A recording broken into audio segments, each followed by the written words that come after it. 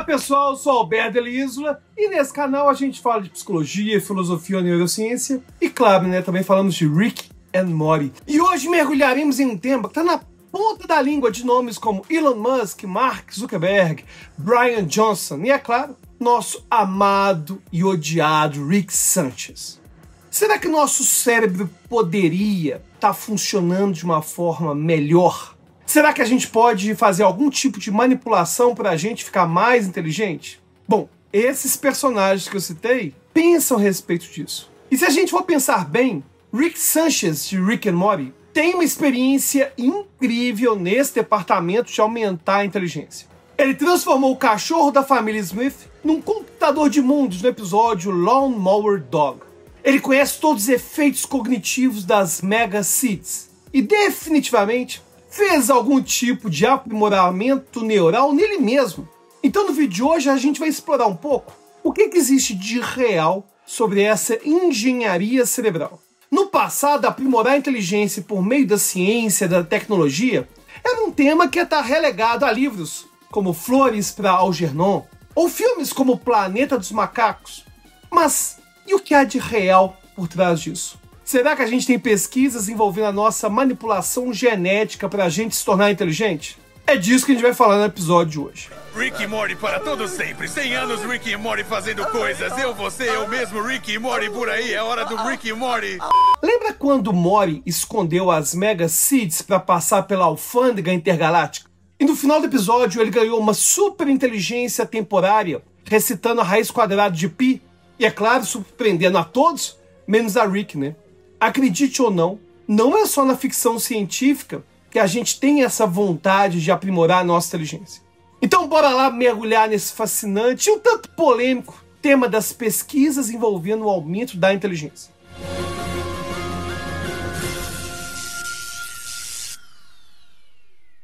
Bom, como eu falei antes, no episódio piloto de Rick and Morty, Morty usa as Mega Seeds para ganhar temporariamente uma super inteligência. Claro, contra a sua vontade, ele nem sabia disso. O que aconteceu foi que Rick e Morty viajaram para outra dimensão para encontrar as Mega Seeds, que Rick descreve como sendo extremamente poderosas. No entanto, essa questão do aumento da inteligência surge no final desse episódio, já que para passar na alfândega interdimensional sem serem pegos com as Mega Seeds, Rick instrui Morty a escondê-las num certo lugar que não é tão agradável. Só que essas Mega Seeds acabam estourando dentro do Morty, o que lhe dá uma super inteligência, ainda que por um curto período de tempo. Aí Morty usa essa inteligência para enganar os agentes da alfândega e conseguir que ele e Rick voltassem para casa. Esse episódio é uma excelente ilustração de como que a série Rick and Morty usa da manipulação da inteligência como um tema central nos seus enredos. Outro episódio que vai ilustrar essa manipulação da inteligência é outro episódio que eu já citei, que é o Lawn Mower Dog, que é o 5º episódio da primeira temporada de Rick and Morty. No início do episódio, a gente vê Jerry, o pai de Morty, insatisfeito com a incapacidade intelectual do cachorro da família, Snuffles. Ele parece não entender comandos básicos e faz suas necessidades em qualquer lugar. Isso leva Rick a criar um capacete especial para aumentar a inteligência de Snuffles. Só que ao usar esse dispositivo, Snuffles rapidamente se torna bem mais inteligente e começa a questionar sua posição na família e na sociedade como um todo. E não para por aí, ele melhora o dispositivo de Rick para aumentar ainda mais a sua inteligência e ele ganha a habilidade de falar e até mesmo constrói um exoesqueleto robótico para si mesmo. E aí Snuffles, que passa a se chamar Snowball, lidera uma revolta de cães contra a humanidade, transformando a casa dos Smiths em uma fortaleza e criando uma dimensão alternativa onde os cães são a espécie dominante. Esse episódio é uma reflexão cômica, mas bem profunda sobre as implicações éticas e potenciais consequências do aprimoramento da inteligência. E ela certamente foi inspirada no enredo do livro de ficção científica Flores para Algernon, que é uma história dos anos 50 sobre um rato chamado Algernon, que inicialmente é burrinho, lento para encontrar o queijo no labirinto, mas que se torna um gênio em resolver labirintos depois de experimento científico.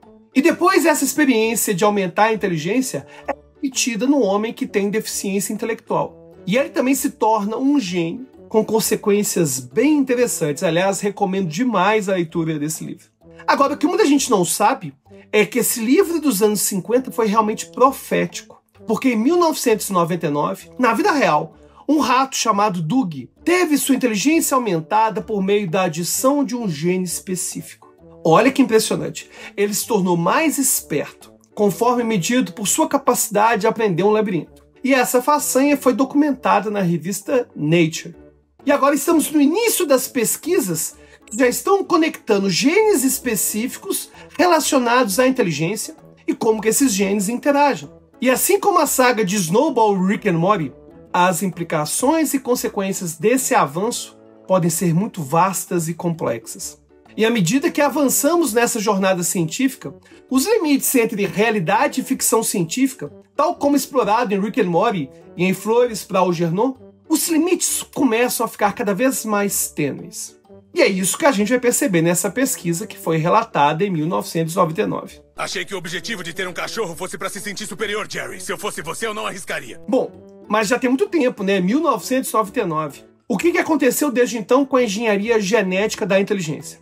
Esse artigo sobre o Doug, ele foi citado quase 900 vezes por outros pesquisadores. E as metodologias genéticas melhoraram. E há muitas pesquisas. Mas, até onde a gente sabe, não aconteceram ainda experiências de manipulação genética em humanos para aumentar o QI. Mas vai saber, né? Mas fato é, está tendo uma corrida internacional de sequenciamento do nosso DNA. E não é só a China que está fazendo isso, não. Muitos países estão pesquisando sobre a genética e identificação de genes. E alguns grupos de pesquisa estão combinando genética e imagens cerebrais. E um exemplo é um grande consórcio de grupos de pesquisa de todo mundo que estão trabalhando juntos para encontrar relações entre genes e cérebros que vão identificar doenças mentais, doenças cerebrais e, é claro, né, a inteligência humana. Agora, antes de falar desse grupo de pesquisa, eu tenho que te lembrar de curtir o vídeo, né? Não custa nada e é uma forma de você mostrar pro algoritmo que o nosso conteúdo é sim relevante. Agora, se além de curtir, você já inscreveu e já ativou o sininho, valeu demais. E esse consórcio é chamado de Projeto Enigma. E faz justamente isso, associação de neuroimagem e genética. E os cientistas que participam desse consórcio estão unindo seus bancos de dados e padronizando seus protocolos de investigação. E ele já tem mais de 21 mil indivíduos que já fizeram escaneamento cerebral e que também forneceram amostras do seu DNA para identificarem correlações. Gente, 21 mil pessoas é gente demais. E um subgrupo dessas 21 mil pessoas fizeram testes de inteligência. O professor Paul Thompson, da UCLA, é um dos principais investigadores nesse campo de conhecimento. E ele, inclusive, já estava envolvido no estudo da relação da genética com a substância branca do cérebro, o QI. E um dos achados relatados em 2012, tem mais de 10 anos, foi a identificação de um gene que estaria relacionado ao tamanho do cérebro e à inteligência. E esse gene é chamado de HMGA2. Não é o mesmo gene que foi usado para tornar o rato Doug mais inteligente. Mas ainda assim, é um dos primeiros genes encontrados em seres humanos que parecem estar associados à alta inteligência. E eles também relataram outro gene relacionado ao tamanho do hipocampo, que é uma parte muito importante do cérebro que é relacionada à memória. E esse gene também mostrou uma relação com as pontuações nos testes de inteligência. E um detalhe, esses dois genes pareciam ter maior correlação nos testes que envolvem inteligência não verbal. Testes como matrizes, por exemplo, que a gente tem no teste Raven. E esses genes foram encontrados em amostras que eles tinham de todo mundo. E os achados desse grupo Enigma são impressionantes por causa do tamanho e o escopo do banco de dados. E mais do que isso, eles conseguiram identificar e replicar os resultados em amostras independentes de outros cientistas. No entanto, muitos pesquisadores acreditam que muitos outros genes estarão relacionados com a inteligência e que existe muito ainda a ser identificado. E outro detalhe interessante, não se sabe ainda se esses genes estão sensíveis a influências epigenéticas. Será que a gente consegue, por uma manipulação ambiental, alterar esses genes e tornar alguém mais inteligente. O ponto é que a gente já está no início de associar genes específicos à inteligência e começar a aprender como esses genes funcionam. E esse é o conhecimento base para futuramente conseguir criar mecanismos genéticos para alterar a inteligência. E provavelmente, num futuro próximo, a gente vai conseguir ter essa manipulação genética para a inteligência em laboratório. E esse é o mesmo processo de descoberta científica que está sendo utilizado para encontrar genes relacionados a doenças específicas. Aprender como esses genes funcionam por meio de mecanismos biológicos para depois poder evitar doenças, ou até mesmo para tratá-las por meio de algum tipo de manipulação genética ou biológica. E outra forma, de evitar essas doenças seria por medicamentos, mudança de estilo de vida. Só que fica uma discussão, Será que a gente está perto de manipular a inteligência geneticamente? E fica um outro ponto que eu quero deixar para debate aqui nos comentários. Será que a gente deveria fazer isso? Sinceramente, considerando os avanços científicos que a gente tem nas últimas décadas, eu acredito que meus netos já verão essas manipulações genéticas envolvendo a inteligência. Agora, na boa, me parece uma péssima ideia. Sabe por quê?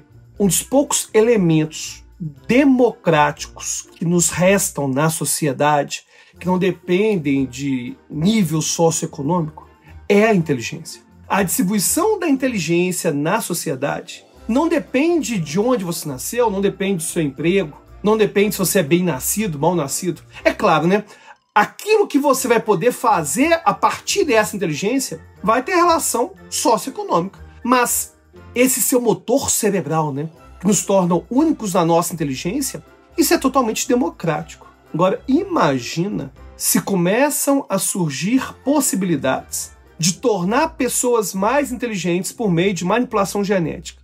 Na boa, quem você acha que vai começar a fazer essa manipulação genética? Pode ser o fim da última democracia que restava nas diferenças individuais, a inteligência. Agora, eu queria saber o que você pensa sobre isso. Se você gosta desse tema inteligência, e aumento da inteligência, porque se você gosta, a gente pode fazer vídeo também falando de nootrópicos e de outras manipulações biológicas para a gente ficar mais inteligente. Qual que é a sua opinião? Deixe no comentário agora.